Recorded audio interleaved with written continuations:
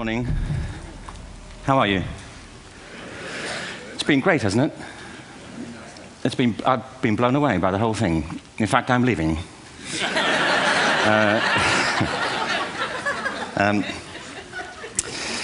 There have been three themes, haven't there, running through the conference, which are relevant to what I want to talk about. One is the extraordinary evidence of human creativity in all of the presentations that we've had and in all the people here. Just the variety of it and the range of it. The second is that it's put us in a place where we have no idea what's going to happen in terms of the future. No idea how this may play out. I have an interest in education. Actually, what I find is everybody has an interest in education. Don't you? I find this very interesting. If you're at a dinner party and you say you work in education, actually, you're not often at dinner parties, frankly, if you work in education. You're not asked, and you're never asked back, curiously. That's I think it strikes me. But if you are, and you say to somebody, they say, what do you do? And you say, you work in education, you can see the blood run from their face. They think, oh my God, why me? It's my one night out all week. But if you ask people about their education, they pin you to the wall. Because it's one of those things that goes deep with people. Am I right? Like religion and money and other things. So I have a big interest in education, and I think we all do. We have a huge vested interest in it, partly because it's education that's meant to take us into this future that we can't grasp. If you think of it, children starting school this year will be retiring in 2065. Nobody has a clue, despite all the expertise that's been on parade for the past 4 days, what the world will look like in 5 years' time. And yet we're meant to be educating them for it. So the unpredictability, I think, is extraordinary. And the third part of this is that we've all agreed, nonetheless, on the really extraordinary capacities that children have, their capacities for innovation. I mean, Serena last night was a marvel, wasn't she? Just seeing what she could do. And she's exceptional, but I think she's not, so to speak, exceptional in the whole of childhood. What you have there is a person of extraordinary dedication who found a talent.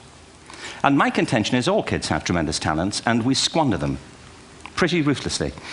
So I want to talk about education, and I want to talk about creativity. My contention is that creativity now is as important in education as literacy, and we should treat it with the same status. Thank you.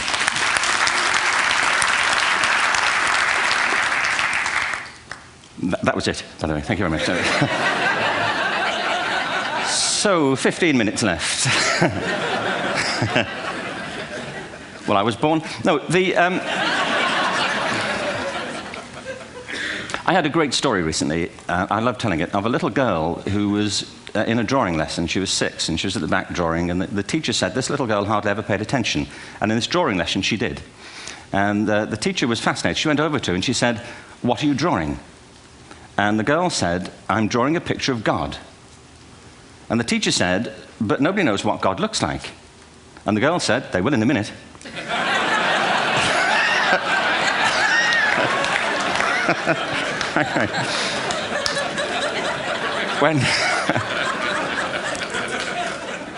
When my son was 4 in England, actually he was 4 everywhere, to be honest. I mean, if we're being strict about it, wherever he went, he was 4 that year. But he was in the Nativity play. Do you remember the story?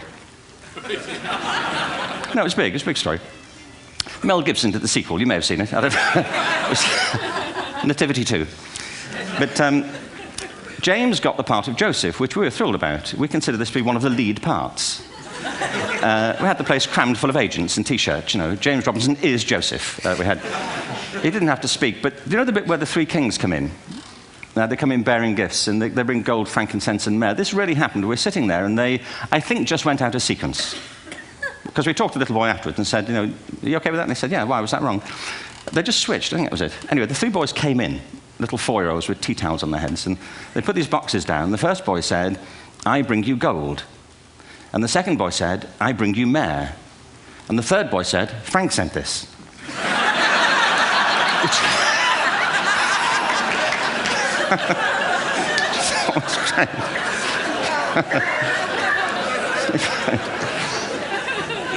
What these things have in common, you see, is that kids will take a chance. If they don't know, they'll have a go. Am I right? They're not frightened of being wrong. Now, I don't mean to say that being wrong is the same thing as being creative. What we do know is, if you're not prepared to be wrong, you'll never come up with anything original. If you're not prepared to be wrong. And by the time they get to be adults, most kids have lost that capacity. They have become frightened of being wrong. And we run our companies this, by the way. We stigmatize mistakes. And we're now running national education systems where mistakes are the worst thing you can make. And the result is that we are educating people out of their creative capacities. Picasso once said this. He said that all children are born artists. The problem is to remain an artist as we grow up. I believe this passionately, that we don't grow into creativity, we grow out of it. Or rather, we get educated out of it. So why is this?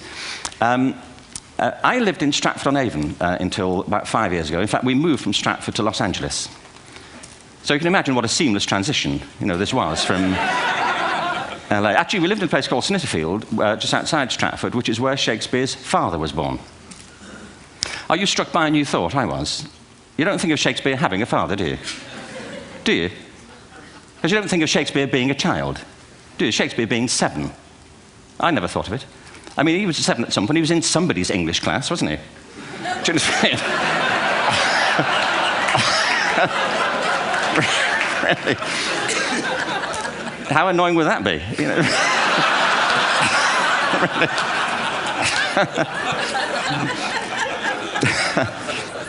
Must try harder.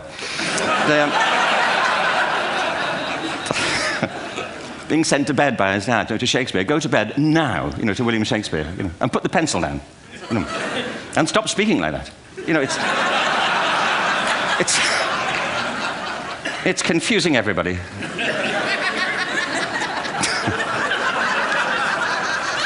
Anyway, we moved from Stratford to Los Angeles, and I just want to say a word about the transition. Actually, my son didn't want to come. I've got 2 kids. He's 21 now, and my daughter's 16. He didn't want to come to Los Angeles. He loved it, but he had a girlfriend in England. This was the love of his life, Sarah. He'd known her for a month. Mind you, they'd had their 4th anniversary by then, because it's a long time when you're 16. Anyway, he was really upset on the plane. He said, "I'll never find another girl like Sarah." And we were rather pleased about that, frankly, because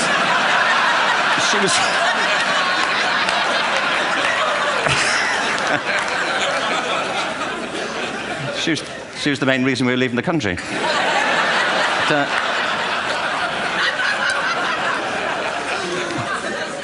But something strikes you when you move to America and when you travel around the world. Every education system on Earth has the same hierarchy of subjects. Everyone, doesn't matter where you go. You'd think it would be otherwise, but it isn't. At the top are mathematics and languages, then the humanities, and at the bottom are the arts, everywhere on Earth. And in pretty much every system, too, there's a hierarchy within the arts. Art and music are normally given a higher status in schools than drama and dance. There isn't an education system on the planet that teaches dance every day to children the way we teach them mathematics. Why? Why not? I think this is rather important. I think maths is very important, but so is dance. Children dance all the time if they're allowed to. We all do. We all have bodies, don't we? Did I miss a meeting? I think... Truthfully, what happens is, as children grow up, we start to educate them progressively from the waist up. And then we focus on their heads, and slightly to one side. If you were to visit education as an alien and say, what's it for, public education, I think you'd have to conclude, if you look at the output, who really succeeds by this? Who does everything they should? Who gets all the brownie points? Who are the winners? I think you'd have to conclude the whole purpose of public education throughout the world is to produce university professors. Isn't it? They're the people who come out the top. And now, I used to be one. So there. And I like university professors, but, we shouldn't hold them up as the high watermark of all human achievement. They're just a form of life. Another form of life. But they're rather curious, and I say this out of affection for them. There's something curious about professors. In my experience, not all of them, but typically, they live in their heads. They live up there, and slightly to one side. They're disembodied, in a kind of literal way. They look upon their body as a form of transport for their heads. It's... Don't they? It's a way of getting their head to meetings.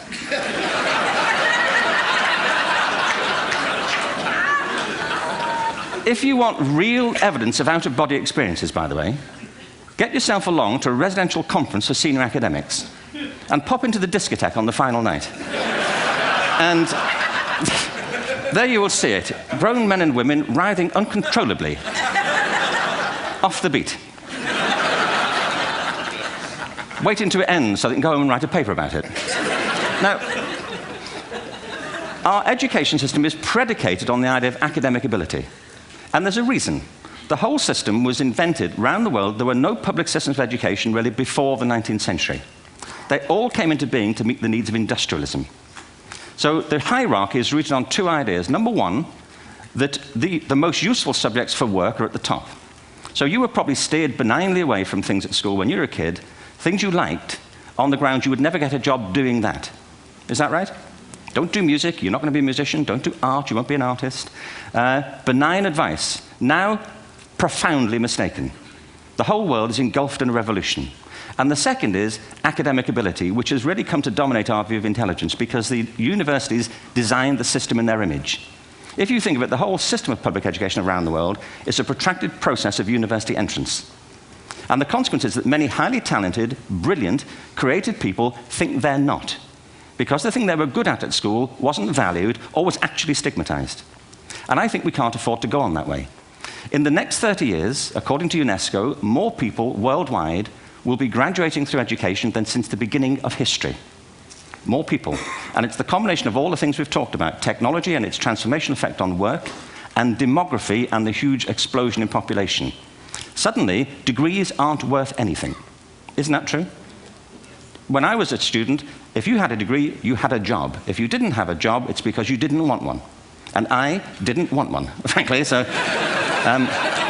but now, kids with degrees are often heading home to carry on playing video games because you need an MA, where the previous job required a BA, and now you need a PhD for the other. It's a process of academic inflation, and it indicates the whole structure of education is shifting beneath our feet. We need to radically rethink our view of intelligence. We know three things about intelligence. One, it's diverse. We think about the world in all the ways that we experience it. We think visually, we think in sound, we think kinesthetically, we think in abstract terms, we think in movement. Secondly, intelligence is dynamic. If you look at the interactions of a human brain, as we heard yesterday from a number of presentations, intelligence is wonderfully interactive. The brain isn't divided into compartments. In fact, creativity, which I define as the process of having original ideas that have value, more often than not, comes about through the interaction of different disciplinary ways of seeing things. The brain is intentionally... By the way, there's a shaft of nerves that joins the two halves of the brain called the corpus callosum. It's thicker in women. Following on from Helen yesterday, I think this is probably why women are better at multitasking. Because you are, aren't you? There's a raft of research, but I know it from my personal life. If my wife is cooking a meal at home, which is not often, thankfully, but if she's doing... No, she's good at some things. But if she's cooking, she's dealing with people on the phone, she's talking to the kids, she's painting the ceiling, she's doing open heart surgery over here. If I'm cooking, the door is shut, the kids are out, the phone's on the hook. If she comes in, I get annoyed. I say, Terry, please, I'm trying to fry an egg in here. Really.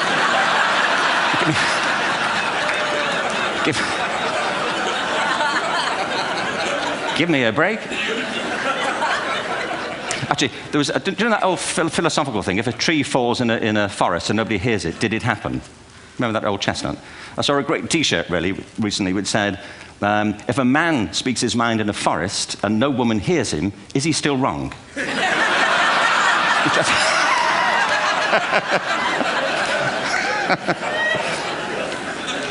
And the third thing about intelligence is it's distinct. I'm doing a new book at the moment called Epiphany, which is based on a series of interviews with people about how they discovered their talent. I'm fascinated by how people got to be there. It's really prompted by a conversation I had with a wonderful woman who most people have never heard of. She's called Gillian Lynn. Have you heard of her? Some have. She's a choreographer, and everybody knows her work. She did Cats. and Phantom of the Opera. She's wonderful. I used to be on the board of the Royal Ballet in England, as you can see. And anyway, Jill and I had lunch one day. I said, how'd you get to be a dancer? And she said it was interesting. When she was at school, she was really hopeless. And the school in the 30s wrote to her parents and said, we think Gillian has a learning disorder. She couldn't concentrate, she was fidgeting. I think now they'd say she had ADHD. Wouldn't you? But this was the 1930s, and ADHD hadn't been invented, at this point, so it wasn't an available condition. People weren't aware they could have that. Anyway, she went to see this specialist. So this oak-panelled room, and she was there with her mother, and she was led and sat on this chair at the end, and she sat on her hands for 20 minutes while this man talked to her mother about all the problems Gillian was having at school. And at the end of it, because she was disturbing people, her homework was always late and so on, little kid of 8, in the end, the doctor went and sat next to Gillian and said, Gillian, I've listened to all these things that your mother's told me. I need to speak to her privately. So he said, wait here, we'll be back. We won't be very long. And they went and left her. But as they went out the room, he turned on the radio that was sitting on his desk. And when they got out the room, he said to her mother, just stand and watch her. And the minute they left the room, she said she was on her feet, moving to the music. And they watched for a few minutes, and he turned to her mother, and he said, Mrs. Lynn, Gillian isn't sick. She's a dancer. Take her to a dance school. I said, what happened? He said, she did. I can't tell you how wonderful it was. We walked in this room, and it was full of people like me. People who couldn't sit still. People who had to move to think. Who had to move to think. They did ballet, they did tap, they did jazz, they did modern, they did contemporary. She was eventually auditioned for the Royal Ballet School. She became a soloist. She had a wonderful career at the Royal Ballet. She eventually graduated from the Royal Ballet School, found her own company, the Gillian Dance Company, met Andrew Lloyd Webber. She's been responsible for some of the most successful musical theatre productions in history. She's given pleasure to millions, and she's a multi-millionaire. Somebody else might have put her on medication and told her to calm down. Now, I think...